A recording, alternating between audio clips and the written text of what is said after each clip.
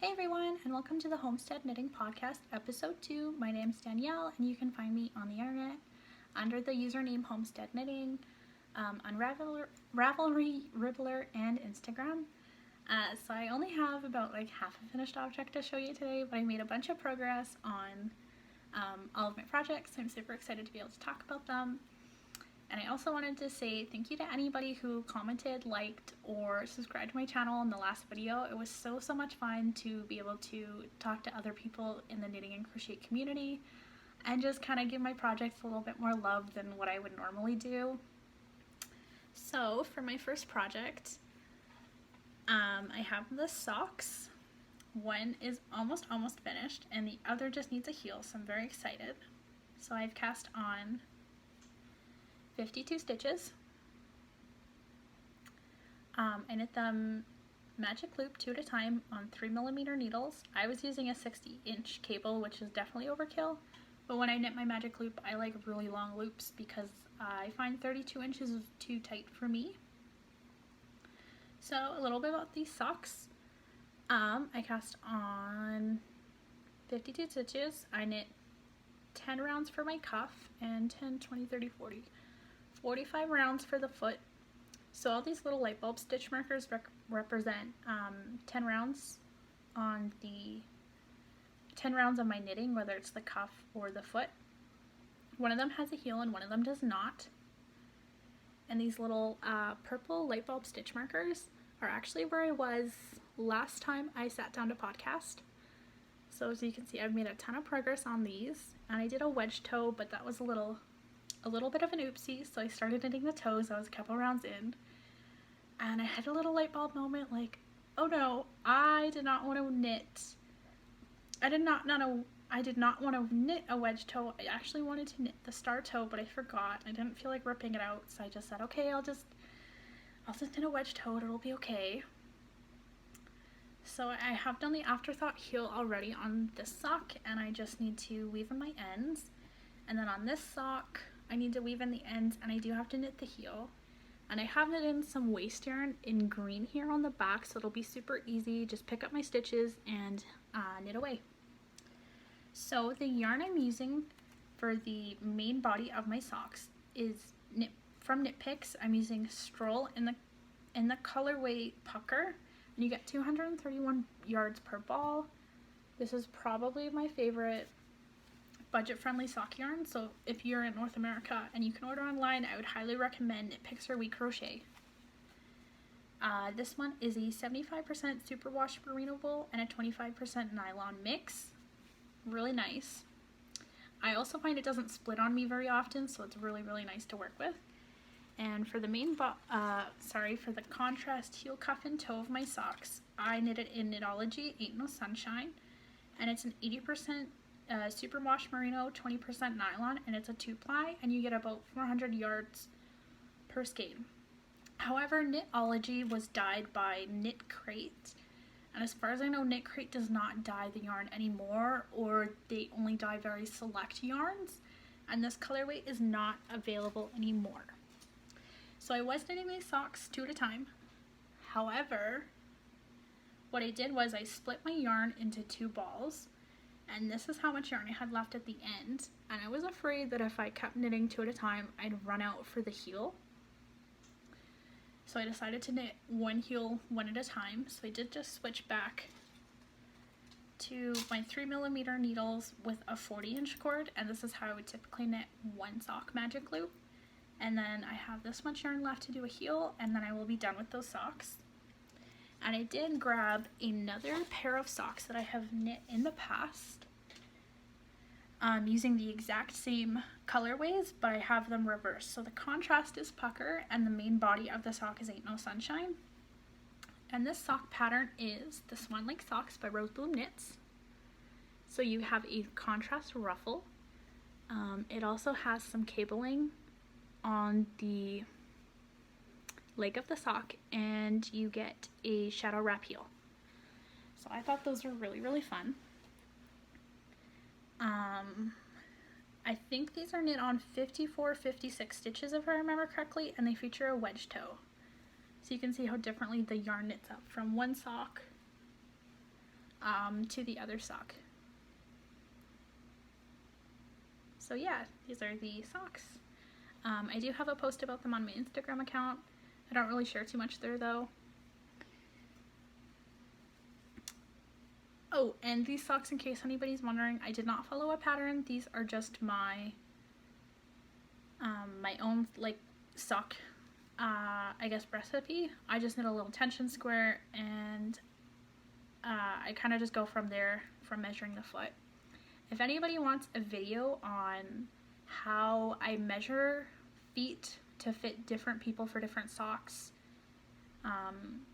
and also I guess like how I would go about fitting a sock to a foot, like where to place the heel, where to place the toe, different styles of heels and toes, I'd be willing to share some of the information that I know. I would also highly recommend you check out Earth Tones Girl here on YouTube. You can check out Marley Bird. I'd also recommend the Winwick Mom's blog. She has a sock along and a bunch of free patterns for how to knit a heel flap and gusset sock for beginners, and she also has some Facebook pages which are really helpful if you have never knit socks before and you really want to learn how to knit socks, and it'll walk you through step by step, and you can talk to other people on Facebook and get help if you ever get stuck. So yeah, I'd highly recommend that. For my next project, I am working on the Musselburgh hat. I'm knitting this on 4mm needles, and I'm using Knit Picks palette in the colorway Autumn Heather. So here's my working yarn, and here's a brand new ball, so you can see how much yarn I've already knit with.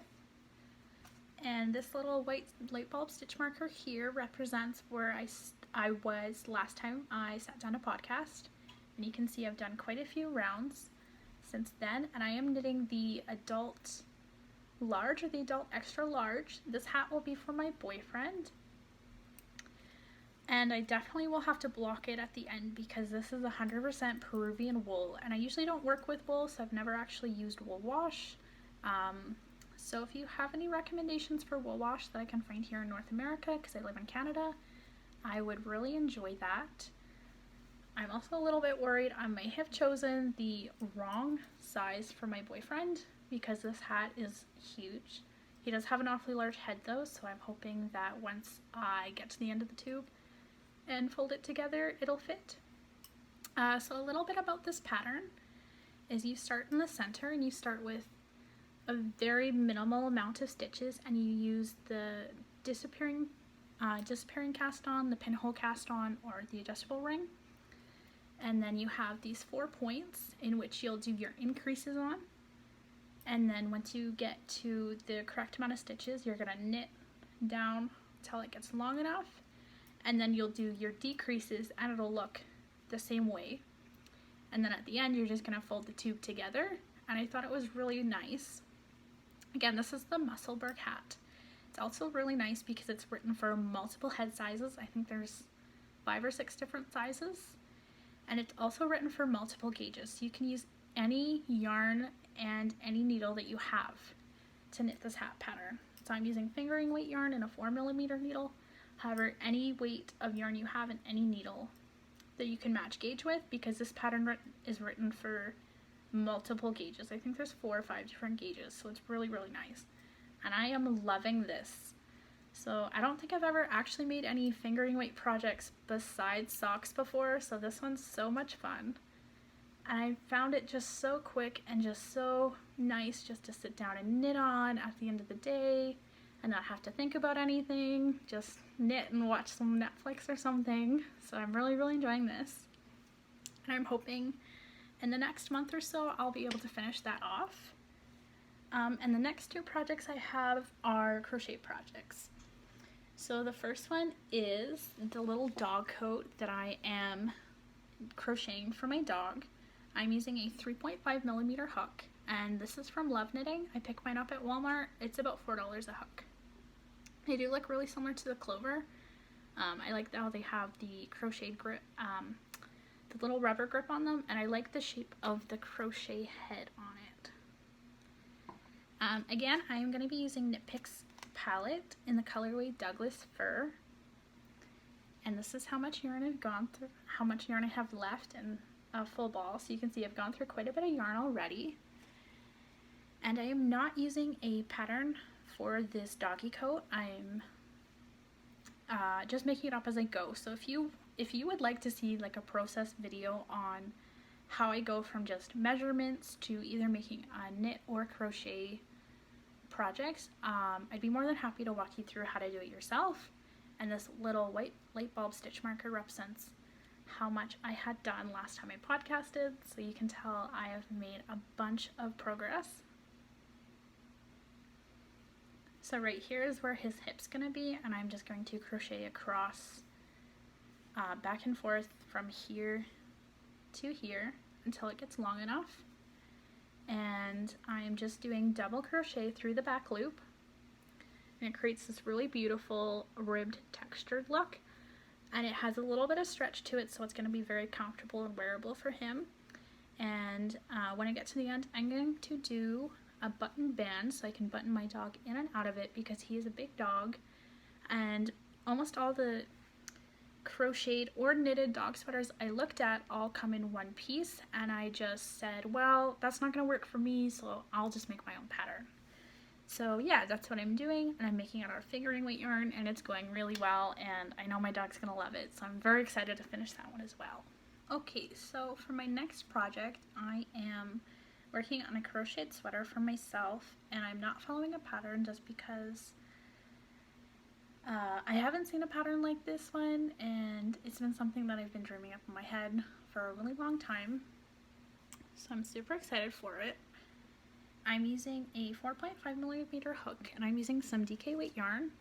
The first one is Zima and Diana in the colorway 95, and this is 80% acrylic and 20% wool, so you get pink and brown, and there's blues, and there's greens in there, and some more like red tones, so it's really, really beautiful. It changes a lot of different colors, and you can see the colors that I'll go through right here.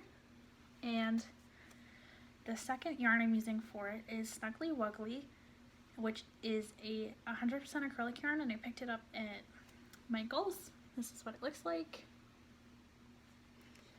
And then the sweater that I'm working on doesn't look like much now, but it will at the end, is looking like this. So I haven't made a ton of progress on it.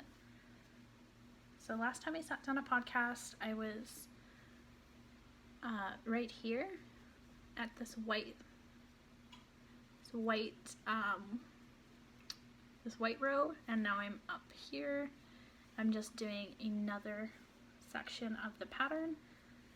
So I'm making it all in one piece,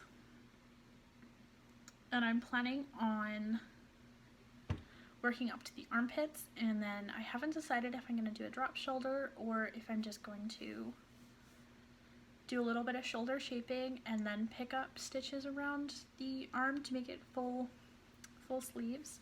I do want to add some of the cream ribbing. Sorry, I do want to add some of the cream color around the whole sweater at the end and for like a ribbing. And I do plan on making like this X like twist headband for the front of the sweater, just to give it something a little bit different. And you can see it goes through a bunch of different colors with the Zima yarn I'm using. So I think it'll look really cool. And I will eventually grade this pattern and get it released after I finish it. So if anybody's interested in it, I would be more than happy to eventually have you as a tester and have this pattern released. So I'm super excited. I'm hoping once some of my other projects finish up, I will have more time to just sit down and crochet on this sweater, because I really would love to have it done for the winter. I don't know if I said, but the Snuggly Wuggly is 100% acrylic. It is quite soft though for being an acrylic, like it's one of the nicer ones. And then the Zima and Diana is definitely like a soft, cuddly yarn. Like it feels very woolly, but it feels like that nice soft wool that you just want to cuddle up with. So I'm very excited. I think it'll be really beautiful, and I'm very excited to wear it. I'm also making this sweater to be a couple inches bigger than my bust, so then I'm hoping when I do the twist it'll be maybe like an inch or so of give, but we'll have to see. And then the last project I'm making is a crocheted project, and again I'm using the 4.5mm hook from Love Knitting, and I forgot to show this one last time I did a podcast, so I'm super excited. The yarn I'm using is from Ice Yarns. I am planning on doing a review video on Ice Yarns because I've ordered from them twice, and yeah, we'll just leave it there. I'll do a review video on all the yarns I've ordered from them and kind of just talk about pros and cons of the yarn and what I liked and what I didn't like. So I'll show you the project first. So this one is again for my boyfriend, and it will be a crocheted hoodie by the time I'm done with it. So the top here I've done some neck shaping, and then on the back there's a tiny bit of shoulder shaping, and I just have to get him to try it on so I can see if I can seam the shoulders together or not, if it's at the right spot for him. Sorry, I'm just trying to hold this all together. So you have some neck shaping, and it's going to have a hood with a drawstring, and then it's going to have full sleeves, and it's also going to have the chevron print. So here's the armpits, and you go down, it has a black and red chevron, and at the end I did some ribbing here, and it actually is a pocket on the front. I just did it so that it was hidden into the sweater. I am not following a pattern for this because I could not find any very nice knitted or crocheted hoodie patterns when I started this. So this project is very large because my boyfriend is definitely like bigger in the chest and the shoulders than I am, so I needed to make it a lot larger. And I've been working on this on and off for probably about a year now, just because I put it down and then I just started picking it up again. So yeah, I have the chevron, and I'm planning on repeating this chevron pattern. I think I might only do two of the chevrons though for the arms on the cuff. So I'm going to make the cuff and do like a little bit of the gray, and then I'm planning on doing the chevron again, and then it'll just be in the gray again. So the yarn I'm using is from Ice Yarns. The gray yarn I'm using here is Zerda Alpaca, and it's a 30% alpaca, 70% Draylon acrylic mix, and it comes in 100-gram balls, and you get 175 meters per ball. And something different about Ice Yarns is when you order from them, it tells you how much yardage you get per ball, how much one ball costs, and then it tells you how much you have to pay for the pack, because when you order from Ice Yarns, I actually have it right here, you have to buy yarn in a pack. So like this, it actually comes with 4 balls in a pack, if I remember correctly. Yeah, it comes with 4 balls. So this is how it comes, but it comes with 4 for the alpaca yarn. And this one's considered a number 4 worsted weight yarn. And that's kind of the only downside to Ice Yarns, is you have to buy it in the packages, and usually it's about 400 grams of yarn that you have to buy per, I guess, like different yarn that you want to buy. But I will do like a whole review video on Ice Yarns and just talk about it a little bit more in depth. If that's something you're into, keep an eye on it for my channel. And then for the red and the black yarn, I am using Favorite Wool from Ice Yarns, and it's a 50 acrylic, 50 acrylic and 50% wool, and it also comes in 100-gram balls, and you get 210 meters per ball. Now on the tag it says it's a number 5 bulky weight. On the website it says it's a number 4 worsted weight yarn. I am telling you, it is neither. I think it's more of a sport weight yarn, maybe like a really light DK. So what I did here when I crocheted the chevron is I held the yarn double, because if not, it would have been a very holy chevron. So it is a little bit thicker, and it feels a little bit more like a bulky weight yarn in the chevron, but because it's going to be around his midsection and it's going to be a very big, very heavy sweater, we're only going to be wearing it for the winter, so it'll be okay. But yeah, this is the Crocheted Hoodie. Again, I am not following a pattern, so I have just had to figure this all out on my own and kind of how to make it. The hardest part about this project for me was actually figuring out how to do the chevron, because it does cinch in so much on the body, and just figuring out how many repeats I needed for the body. And then when I got to the top of the chevron, I just did a bunch of decreases because it was a little bit larger than my boyfriend wanted.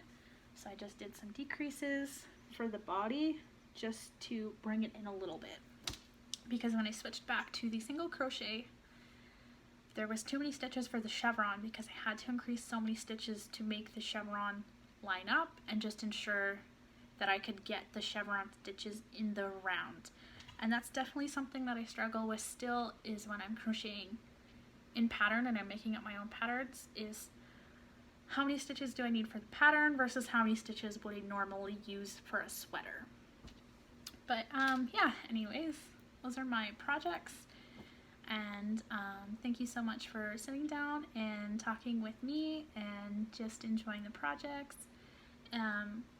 If you enjoyed this video, please feel free to leave me a comment. I love seeing what everybody has to say, and I love being able to interact with all of you. You can also like the video or subscribe to my channel if you want to see more content that I bring out. So yeah, thanks for watching.